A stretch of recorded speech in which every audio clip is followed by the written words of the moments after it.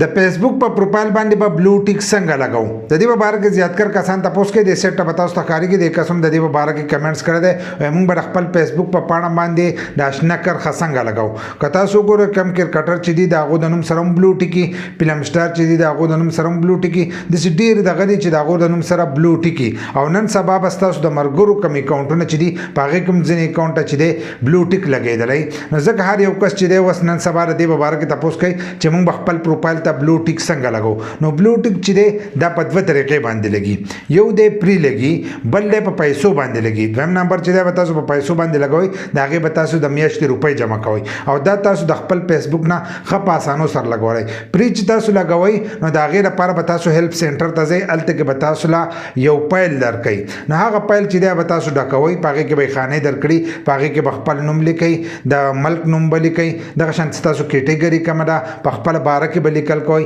بیا یې لاندې دغه درکړي لینکونه نو په هغې کې به تاسو لینکونه ورکوئ که ستاسو په نور ځایونو کې اکاونټونه موجود دي د هغې اکاونټونه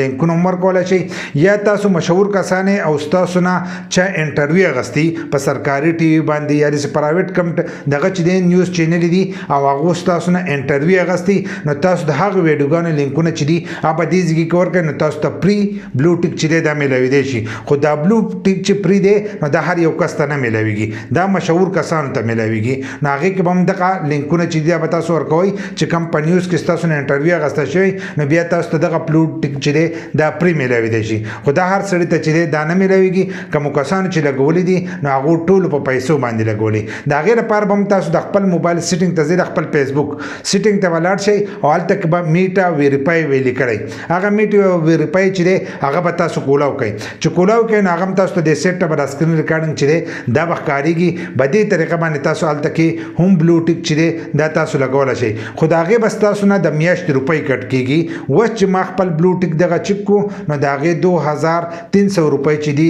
د میاشتې به دغه کټ کېږي نو هغو به هلته کوم ستاسو نه معلومات غواړي تاسو به هغه معلومات دې له ورکئ چې کله هغه معلومات ورکړئ او معلومات صحیح وو نو تاسو ته به بلو ټیک ولګي که معلومات ستاسو غلط وو نو بیا به ستاسو بلو ټیک نه لګي خو دوی وایي چې پیسې به موږ تاسو له واپسي درکو نو په 48 غنټې کې دننه به تاسو ته دغه بلو ټیک چې دی دا به تاسو ته لګېدلی که بیا هم تاسو په دې باندې نه پوه شئ او تاسو وایئ چې په تفصیل سره پرې ویډیو وکړه که کوم کسان په پیسو باندې ځان ته بلو ټیک لګوي نو تاسو لاندې کمنټس کولی شئ بیا به ښه په تفصیل سره چې دی په دې باندې زه تاسو ته ویډیو وکړم بیا اکثر ځینې کسان دا هم وایي وایي ستا پروفایل ته خو پخپله بلو ټیک نه دی لګېدلی نو زه دغه روپۍ چې دي دا زه نه ورکوم که تاسو وګورئ یوسف جان دی څومره مشهور دی هغه ته دا بلو ټیک چې دی دا پریم لګي خو هغه په خپل فیسبوک پاڼه باندې چې دی هم بلو ټیک نه دی لګولی او که څه په پروفایل باندې به هم بلو ټیک نه یې لګولی نو د دغه د وجې نه چې دی ځینې کسان د پیسو د وجې نه چې دی دا بلو ټیک چې دی دا نه لګوي 2300 روپۍ چې دي دا به ستاسو نه د میاشتې کټ کوي